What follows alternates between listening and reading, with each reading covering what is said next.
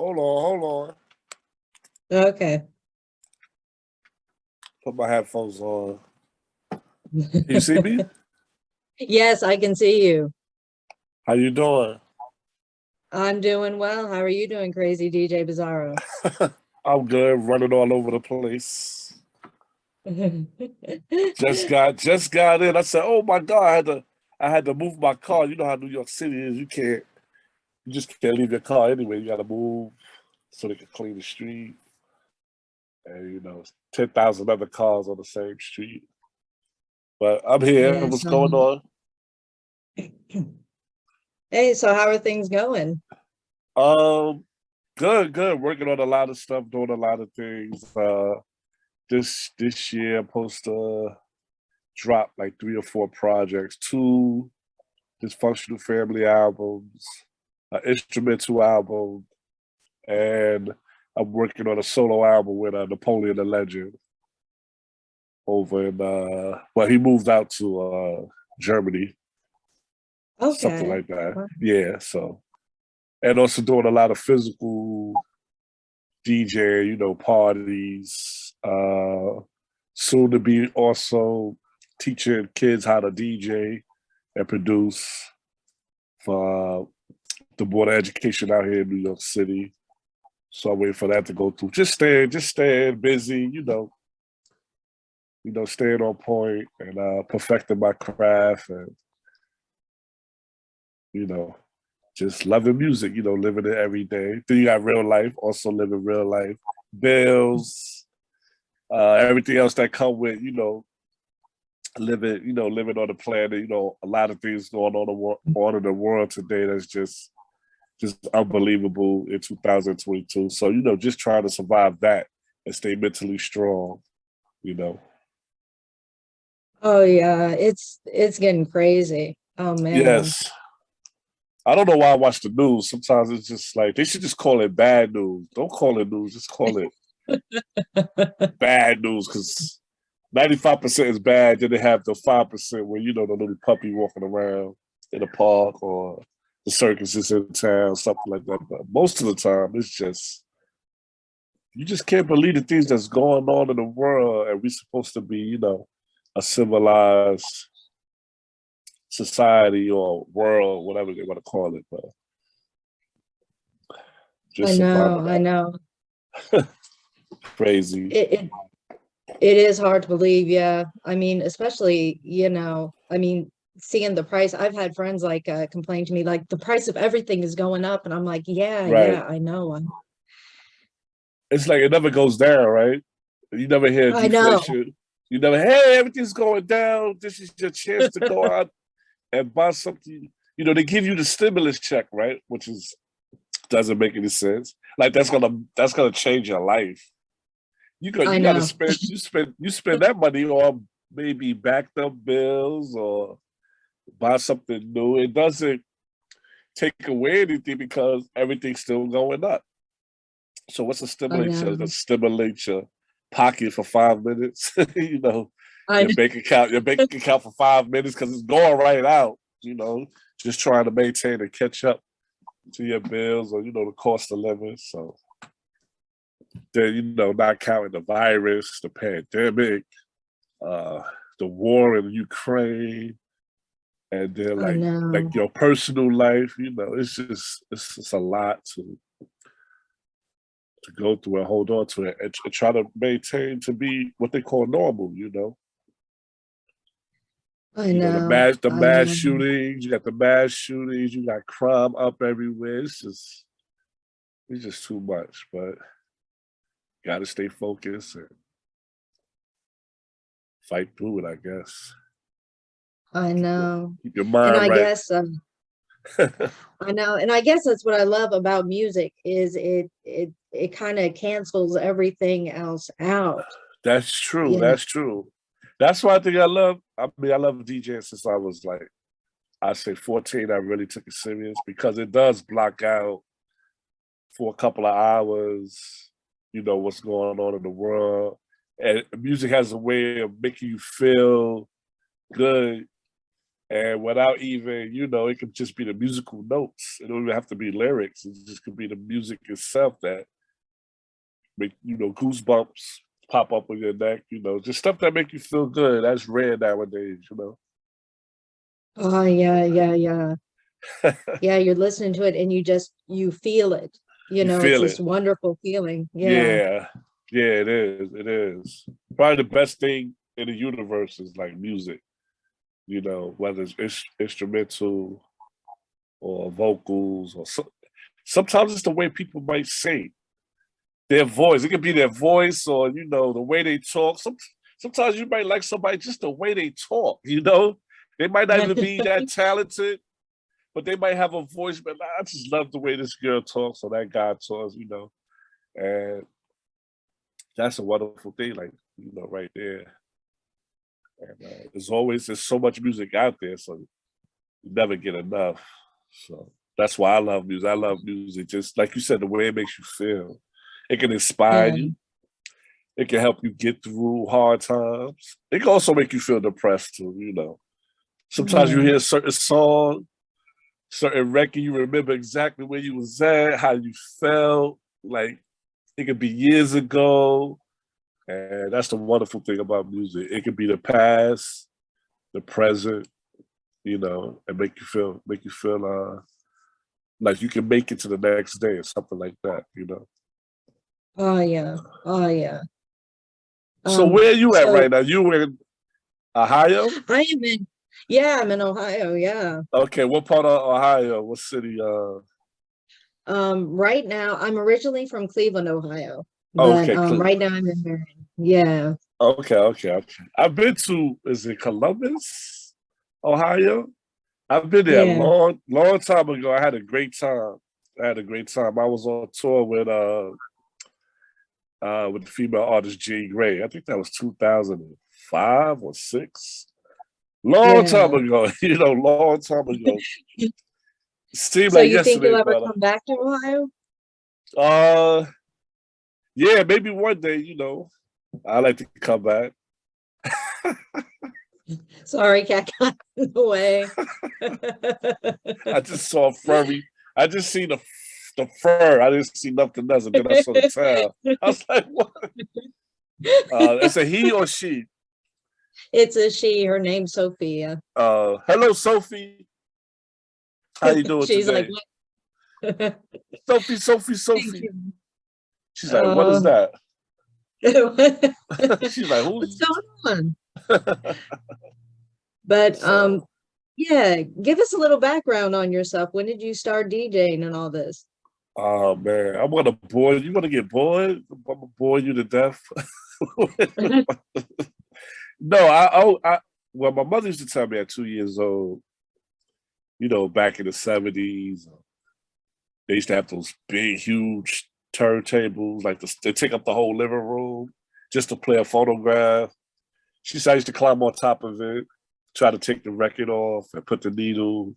I said, 2 years old, I was climbing on. She was like, every time the Stevie Wonder record came on, James Brown, you would run towards the speaker. So from that, when I realized, I guess my existence, maybe third, fourth grade, I guess you know how you be like, how did I get here? Who am I? Where did I come from?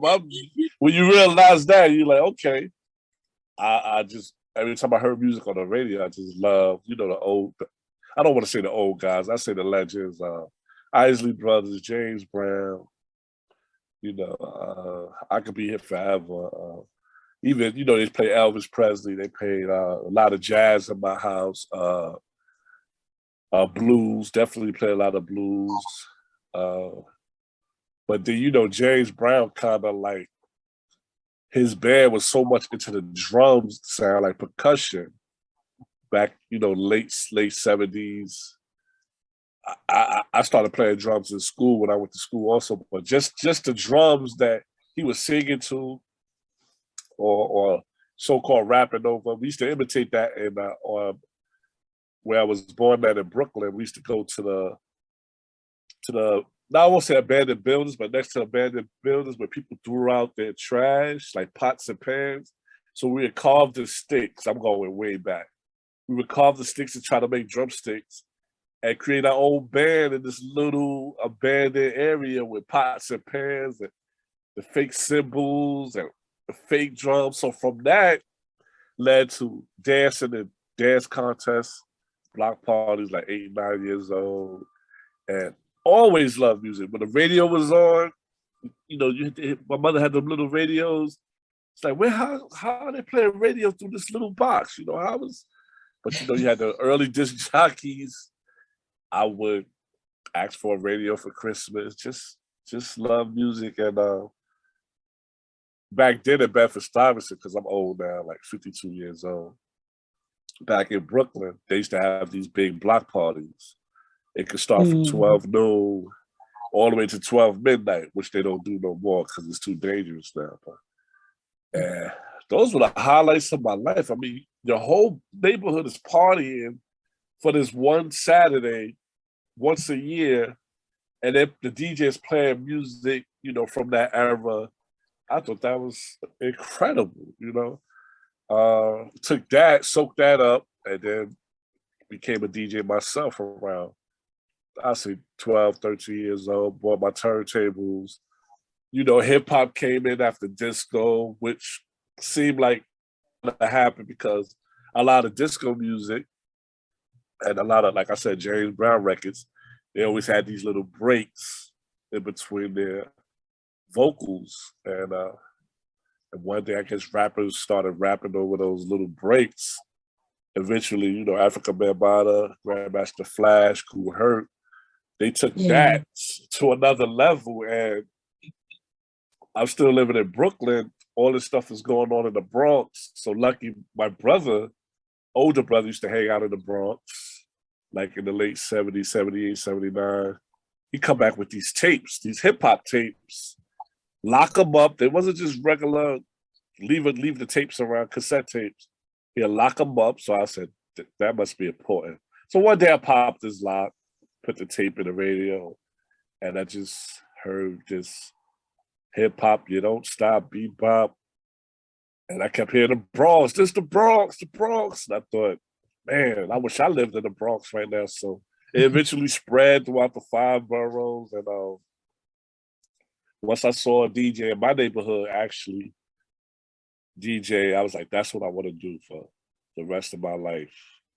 I want to play people records, make other people feel good, make other people dance, but do other stuff too, but you know. So that's how I got started in the music biz, by always just DJing. It could be a baby shower or DJing to like the community centers and do parties for people in the neighborhood. The more you do it, the more your name is becoming popular in the neighborhood locally. And then you did at the time, I didn't think I would start making my own music as far as sampling other people's music, switching it up, chopping it up, and have other rappers rap over my music. I'm not thinking that at the time, but the more you into it, the more you go to another level, you know. So that's how I started. I just started out always loving music, nonstop, to this day. Still listen to new records, new artists, try to stay on top. It's not easy because you like we said earlier, you got real life. You got to maintain. You can't just do music unless you are, you know, platinum artists or big time artists. But yeah, I've been doing it most of my life. So is there anyone who's grabbing your attention right now that you're listening to?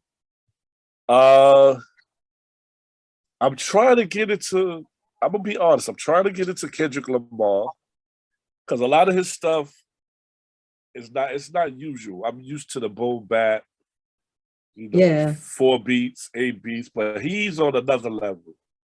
You know, he's just not rhyming to anything. He's rhyming to different tracks, change ups. You know, I like how he experiment, and you know, he has his own style. Nobody can take his style. There's no way you can take his style and say, "Oh, that guy sound like Kendrick." But I like, you know, I'm still a Nas fan, Jay-Z. I'm not into the new stuff like I don't know if they call it drill rap or whatever. I'm not into the all negative Yeah. rap. I won't call it hip hop, but I like a lot of underground artists that I probably can't name off the top of my head right now because I do a hip hop show myself called Fuck Out of Here Radio. Just started back last night, and I try to let people like what I like. Give the artists a promotion. So there's a lot of artists I like, but off the top, like I'm still a big Little Brother fan.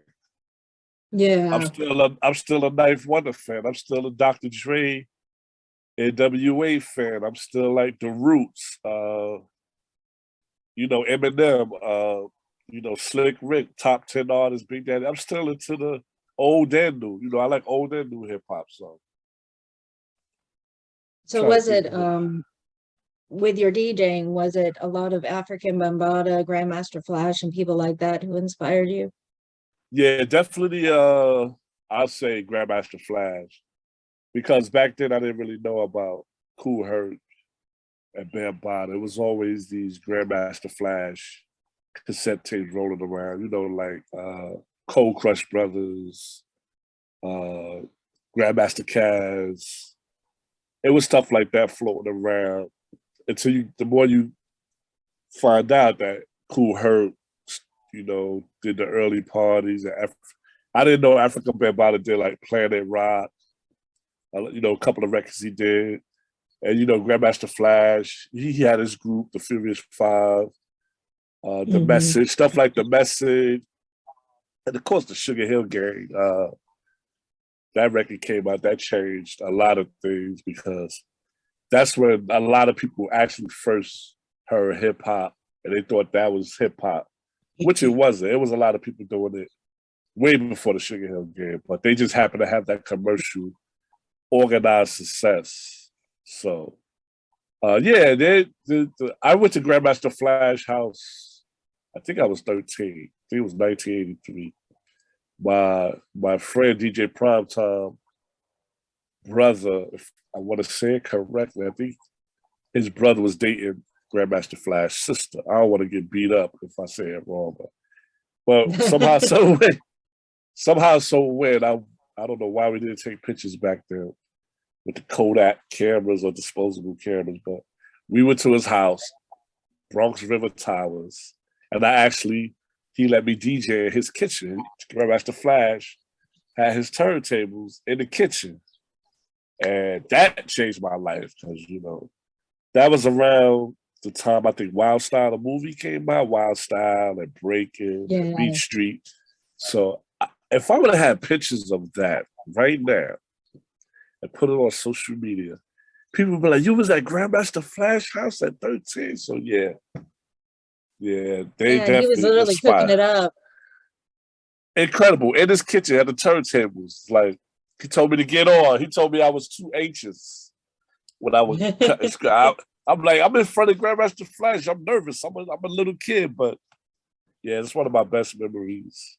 Is going to his house, his apartment at a young age. So Oh, wow. yeah, that's a real good memory with no proof, no pictures. We didn't even think about getting a camera then, and now I always regret that. Like, how we didn't have a camera? We went to Grandmaster Flash house. Well, we went on the 4 train. We remember going on the 4 train. And after that, a couple of months later was the Fresh Fest concert at Madison Square Garden. LL Cool J, Houdini, Run DMC, I think Karis won. That concert, that really changed my life. That was like the best of the best performing at the biggest theater at the time for hip hop. You know, that's when Jermaine Dupri was dancing for Houdini. Years later, he's the CEO of So Def. So, a lot of people grow in this business, especially when you love music, Yeah. A lot of memories that inspired me, yeah. I probably could write my own movie if I sat there and really thought about it. Oh yeah. A lot of memories, a lot of memories. Great memories. It was a great time. If you were here for the beginning, it was a great time to to be alive and to Yeah. see the growth. And like you mentioned, which is really sad too, is when you mentioned the block parties, and you can't have them anymore because it's too dangerous It's too and everything. I mean, it's dangerous. sad because those times were so good. Right. And now a block party now is what? They might start at 12 and finish at 6 or 5 o'clock. That's so corny. The sun is still out. People start I because know. the block parties you have to take your car off the block. Nobody car can be on the whole block. You had to park somewhere else. So the DJ had the whole block to themselves. You're in the street dancing, the kids riding their bikes, people cooking food. They had the dance contest. Sometimes the DJ would connect his equipment to the light pole. Still the electricity. I mean, and it got, like I said, everything seems to not stay the same. It got dangerous because with the good parties, so brings out the bad people too. The bad people want to Yeah. party too, and then their behavior gets out of control, and it makes it. The one bad apple always makes it hard for everybody else because all it takes is one person to ruin everything, and sooner or later, they cut the time down to a couple of hours. So they don't want the kids outside 8 o'clock at night, 9 o'clock at night. Somebody starts shooting or a fight. Nobody wants to be responsible for that. But at the time I was alive, it was like 12 to 12. And we used to live on a block where the train, the MTA, New York MTA mass transit, you see all the graffiti going by. Every 5-10 minutes, the train, you see all the graffiti. And we look like, oh, who did that? Oh, that's so-and-so. Oh, that's PF. We saw everything just come through our block every 5 minutes. And while we having a block party, you see that the DJ's rocking, you dancing. It was incredible. It was incredible. Yep. So you mentioned having new projects and everything coming up. Can you tell us anything about them? Well, the last project we just put out was we put out two by coincidence. We put out Mixed Emotions Part 2 a couple of months ago because we did a Mixed Emotions Part 1 in the 90s, but we looked at it as a demo album. We was gonna record the songs, go to the studio and try to make it sound better. But that never manifested. So a lot of people heard about the first Mixed Emotions album, but it wasn't available. And I was like, I'm not putting this out. The sound is terrible. It sounds like a bunch of demos. So people were like, Bazarro, where's this Mixed Emotions album? So I had one copy on CD. So I said, let me upload this on the internet just to see. I uploaded it. Somebody bootlegged it, zipped it to one of those websites. Yeah. People like, this album is incredible. I'm like, what? People like, it sounds great. I'm like, it's not even finished. So we got approached by last August. We got approached by, I forgot the name of the label. It's in Germany. HV Music, HH Records, something like that in Germany. They hit me like, Bazarro, we want to put it out on vinyl, cassette, and CD. I'm like, is this an April Fool's joke? Is y'all playing around? Like, they put it out, and the response was insane.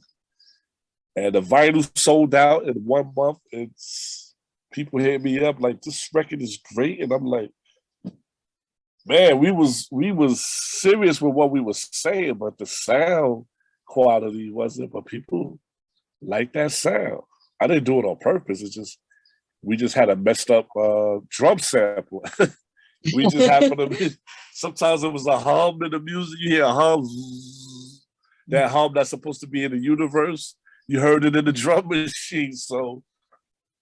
And so we wound up doing part 2 with the sound I wanted to do, and people were like, "Oh, it didn't sound like this. It don't sound like the first one." I'm like, I'm trying to make a quality sounding album, but people like the second one too. But that came out last year, Mixed Emotions Part 1 and 2. It wasn't planned. It just happened like that. So we got, because the dysfunctional family, the members of the group go in and out. It could be different members. Only 2 original members left, me and my boy D-Rock. Some people quit. Some people, they had their own little issues. They had the issues with me. I don't know what it is to this day, but I always stay with it because I love music. I'm not a quitter. I never give up. And what else is there to do? But if you don't want to do music, what else? What else you want to do? What else do you want to do? When music makes time fly. I done DJs places for 12 hours straight and never thought like, oh, this is taking forever, my boy. Like, the time flies so much. So getting back to the project. So right now I'm working with Napoleon. Like I said earlier, the name of the album is called Yellow Cake. It's me and Napoleon trying to do, let's similar to like a Gangstar album with Primo and Guru. We're inspired by that team that they had. So we call it Yellow Cake because a lot of people don't know Yellow Cake was supposedly one of the reasons America went to Iraq, because they said Saddam Hussein was buying yellow cake from Nigeria and making weapons of mass destruction. So, of course, they went over there, never found no evidence or never found. But we using the word yellow cake like this is going to be a powerful sounding album because Napoleon is incredible. And my beats together, kaboom, yellow cake. So, that's what inspired that album. All the false propaganda that led to that war with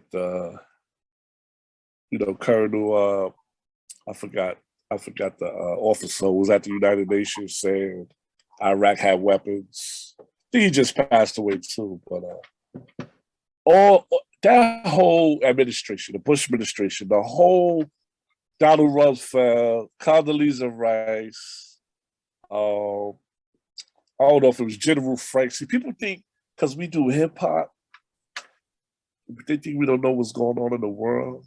They think we're not paying attention, but I paid attention to a lot of the 9/11 things, Osama bin Laden, Saddam Hussein, the Afghanistan war.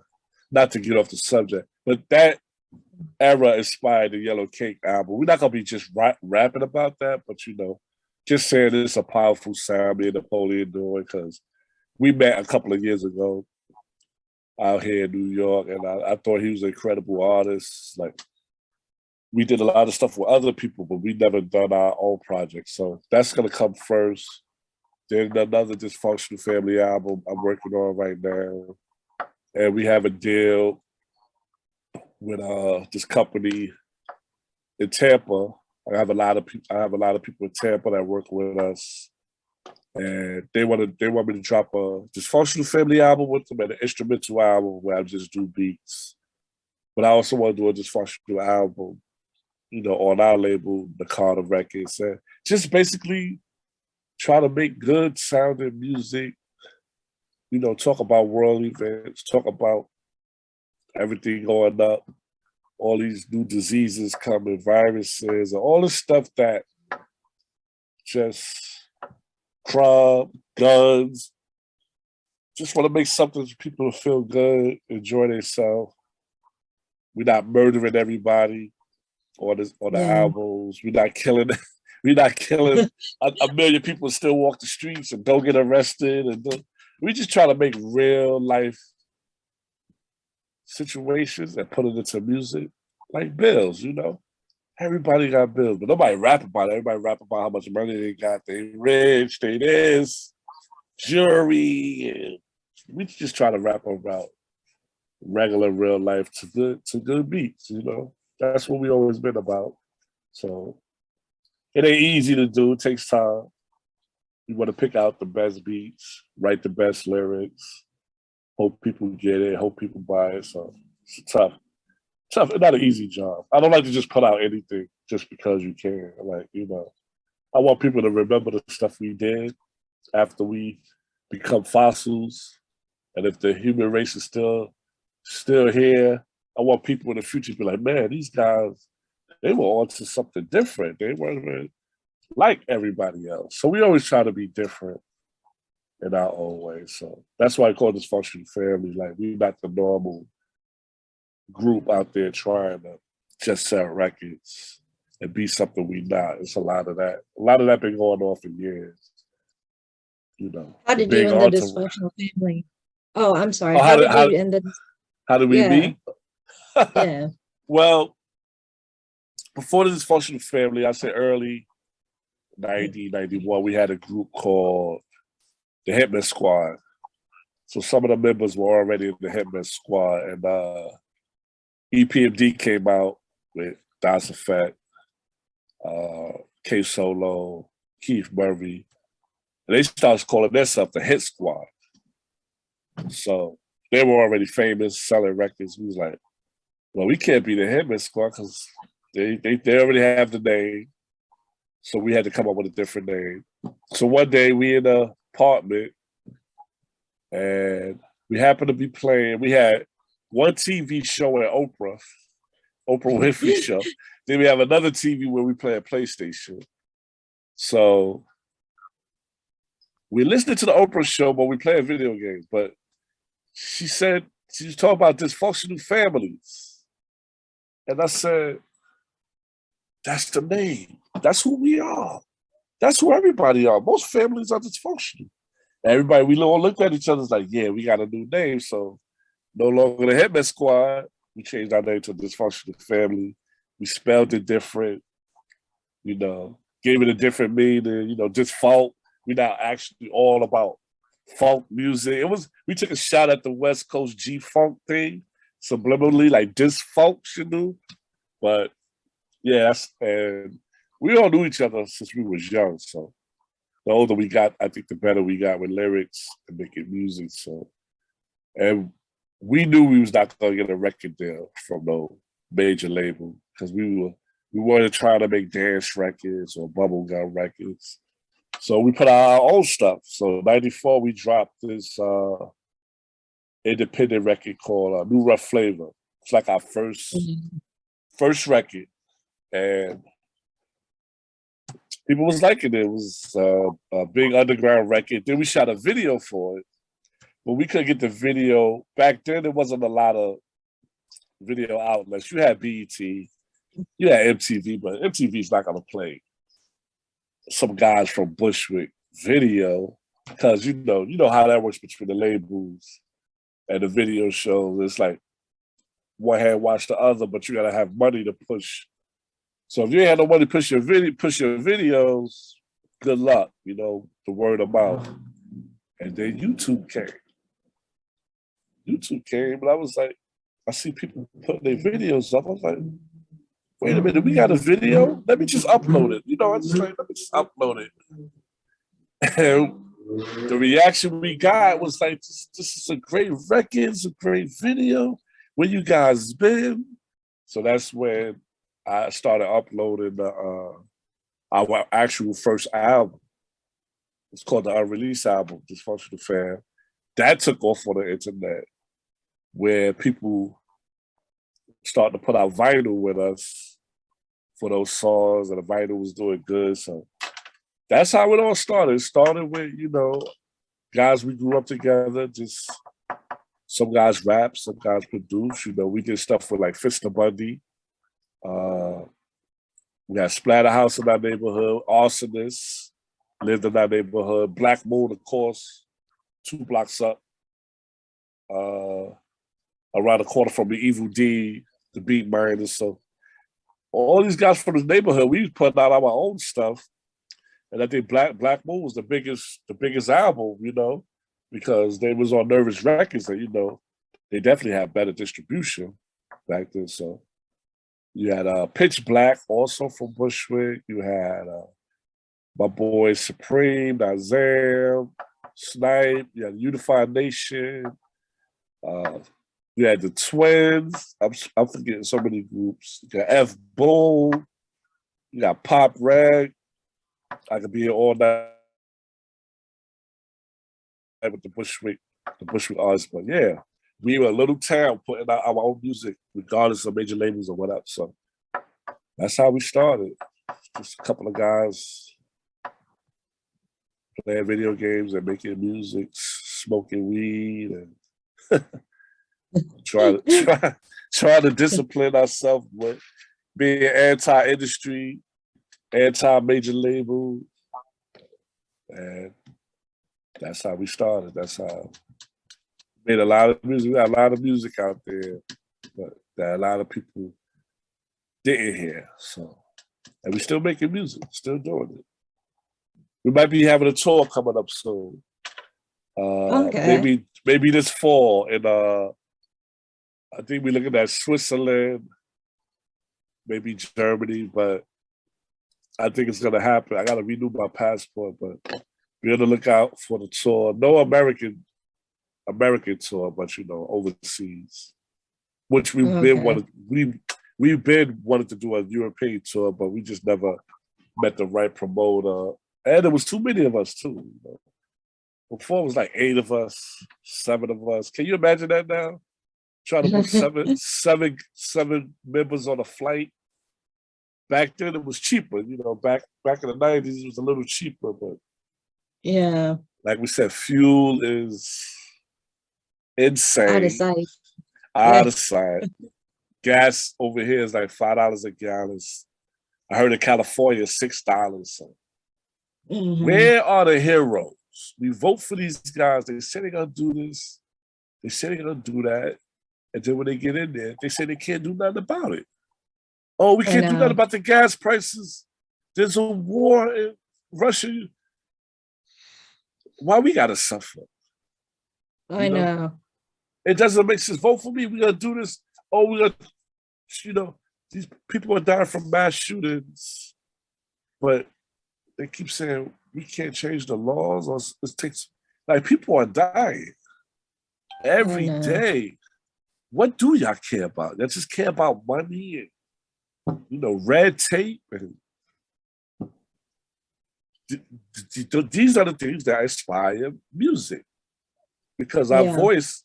our voice, we're not gonna be on Fox News. We're not gonna be on CNN. So we gotta make music our way to be heard by people to say, yeah, it's not fair. How long is it gonna not be fair? It's been like this for a long time. Since the early musicians been singing about rebelling against the government. The government always look out for their own.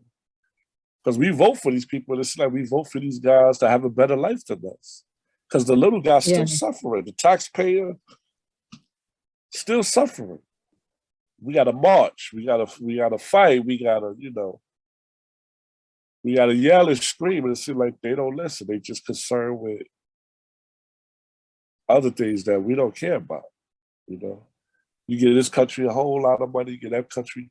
Let's keep that money here first. Let us be right first. Then we help everybody.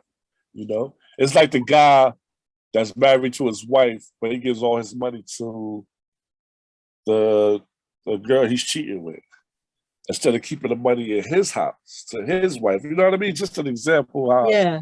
people always try to press the outside of their circle instead of taking care of the inner circle. And sometimes I seems like what this country does. They're helping everybody else, but we need help here. Every It other feels like we're country, going backwards. yeah, nothing gets better. It seems like nothing gets better. It's the same excuse. Oh, we can't do nothing about it. So a kid can get a gun at 18, but he can't drink a beer. Or he can't get a job, but he can go to the gun store, buy a gun. And because he get mad, he kills other people. That's too easy. Yeah. I've been to school where you get chased, you get jumped, and you get over it. You know, back in the days, nobody's like, yeah, I'm gonna get a gun. I'm gonna kill everybody. It's everybody's fault. Like, it's unbelievable. Just because you get mad don't mean other people gotta suffer. That's life on this planet. Hello, welcome to planet Earth.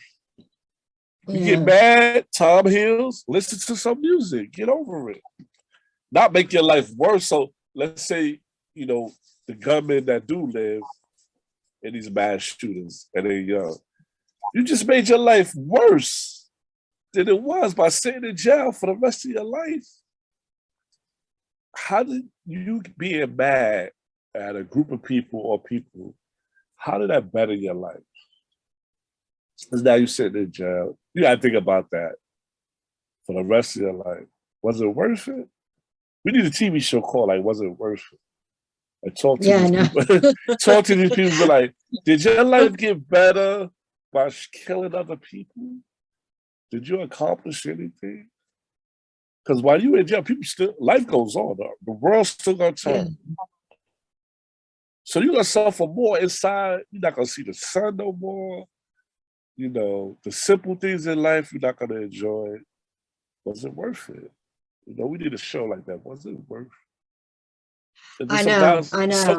Some guys that they get killed while they're doing these things. And it's like, man, you gave up your whole life because you got mad, because other people had to suffer, little kids. Innocent people had nothing to do with it. Can't go to the grocery store, can't go to the movies, can't go to the library, can't go to school. Why?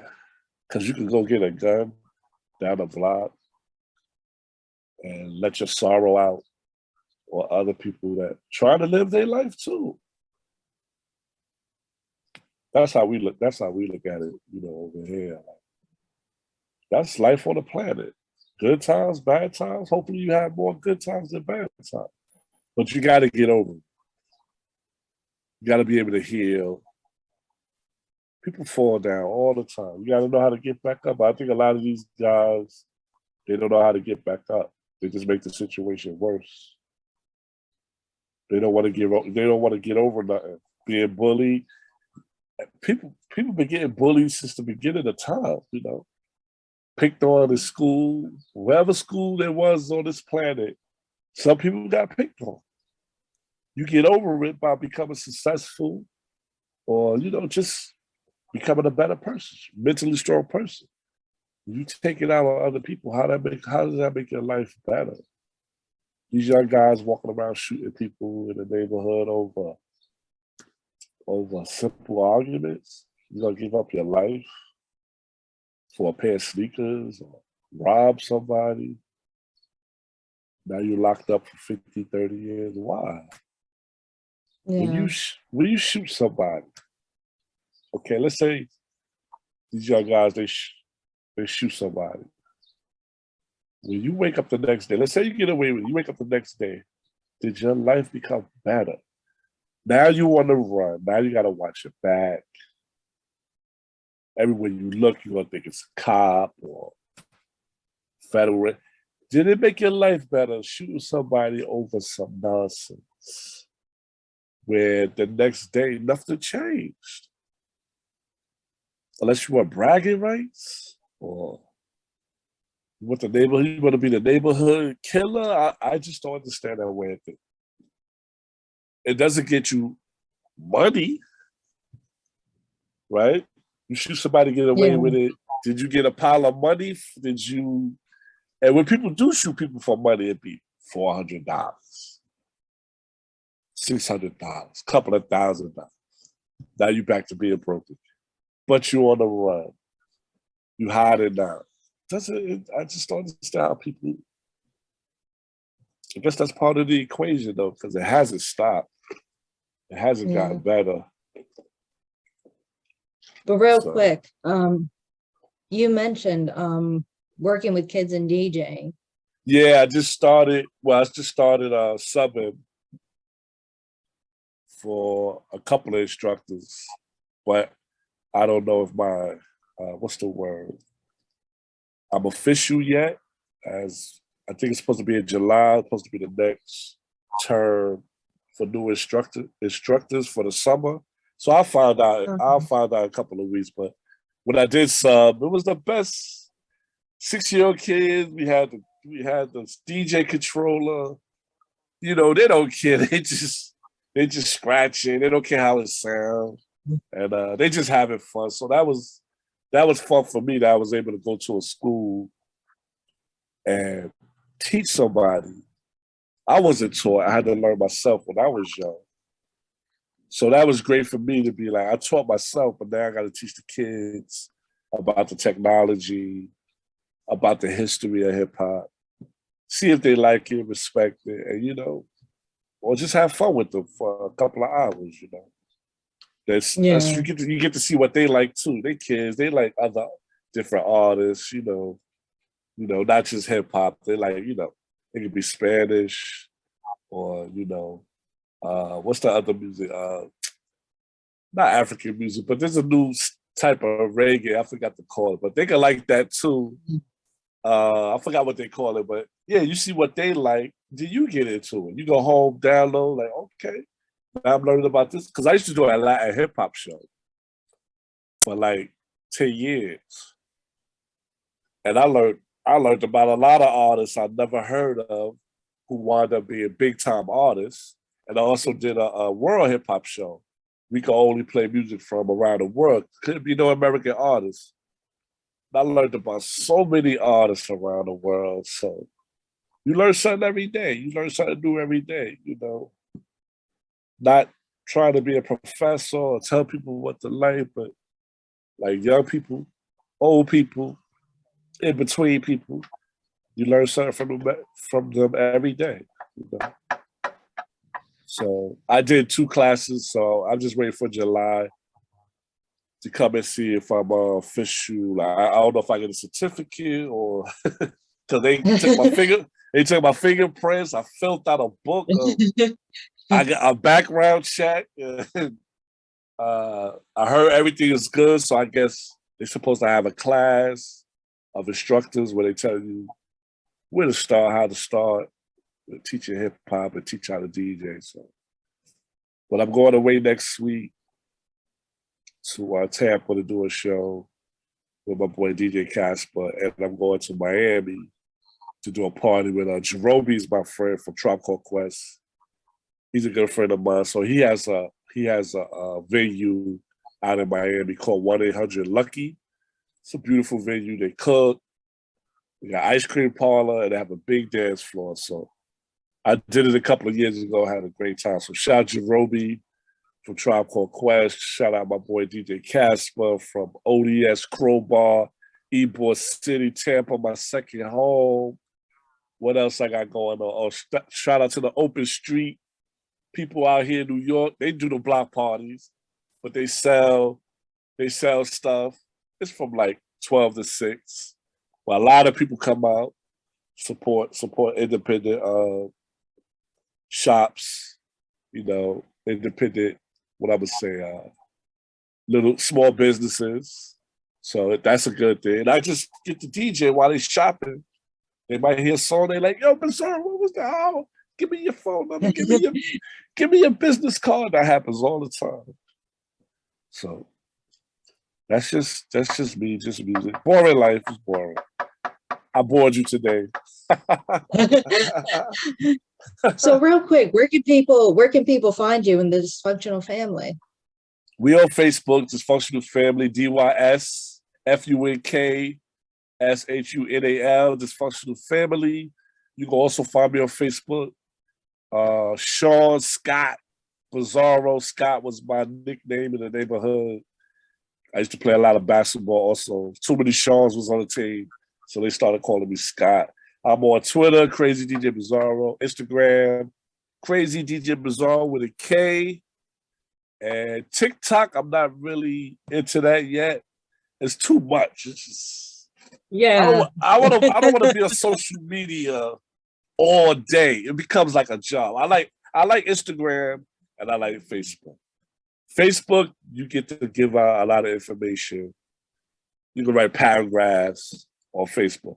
Instagram, you get to the point. Twitter, you get to the point. So I like those 3. all of watching these videos, all these crazy people. It's just too much. But Yeah. of course it's good for promotion. TikTok is good. I just tired of logging in everything or automatically logging in. Got to save my password. Got to update, upgrade, up this, up. Nothing goes down. Nothing is down. You know? Nothing says downgrade or relax, go down. Everything's up, up, up. Just like inflation and gas. It costs $400 to go to LA right now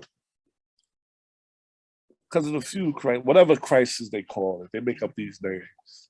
They can lower gas. They can make gas $1 a gallon if they really wanted to. And they act like they're gonna run out. They act like they're gonna run out of gas. So they gotta charge these insane numbers. Make you think, oh, we gonna run out of gas. Well, how about we invent some other form of way to travel? I'm sure it's out there. They're just not gonna. Yeah. They're not gonna promote that. They're not gonna promote that. Electric cars, that's cool, but when are you gonna plug up your car? Maybe one gas station might have it in your city. Right? We need it to be everywhere. We need it to be a big thing. Buy electrical cars or something. Yeah. It's a funny story I heard before I let you go. Okay. I don't know if it was a conspiracy theory or they were saying that one of the people that got killed in the Buffalo mass shooting. I don't know if you heard this, but I think it was the security guard. He was working on a car that can run on hydrogen and oxygen water. So you got the conspiracy people thinking somebody set that guy up to kill him because his invention was coming to light, and they don't want that information to get out there that he was working on a car running on water. So check that out if you can. I forgot the guy's security guard name or the government or the cop name or security guard. He was working on the vehicle that run on water, and they were trying to say the guy drove 300 miles to Buffalo to do the mass shooting. Plus, I guess kill him. That's the conspiracy. Oh wow, that's wild. Things make you go, oh, but I know. yeah, why we don't have a new way? We complain like our government, right? We complain about we can't fix this, but we don't have no new way to use energy. But we know it's out there. But they make billions off of oil. Why would they want to give that up? Why would it? So. Well, thank you so much, Crazy DJ. I appreciate it. How'd you hear about me? I heard I've been going through different artists, listening to different music and everything, and I heard you because like I said, I love to find different music. And I heard you with Illegy perform What You Gonna Do. Yeah, I love that for song. real? Yeah. Wow. Yeah, for real. What year was that? That was back in 2000 and something. Before the pandemic, right before? Yeah. Yeah, it was before the pandemic. Wow. See, and me, you never know what a song gonna do or who might hear it. That's amazing. That's amazing. Because yeah, a lot of people like that song. He's on it, Napoleon, and I think Louis Skaggs. And it was fun shooting the video. But I need to upload that like a throwback. Like yeah. I love that song, man. I love the beat and everything was for great. real. Yeah, for real. That's a Temptation sample. I took that from the Temptations. What? Oh, you did a good job with it. Yeah, thank you. Wow, see, I would have never knew. Like, I thought you might have heard something else, but yeah, that's one of my favorite songs too. What you gonna do now? That's how I feel right now, right? How we feel? What we gonna do? How we gonna survive this madness? I know. Yeah. Oh, but thank you so much for taking the time. Well, thanks for having me. Listening to my boring life for an hour.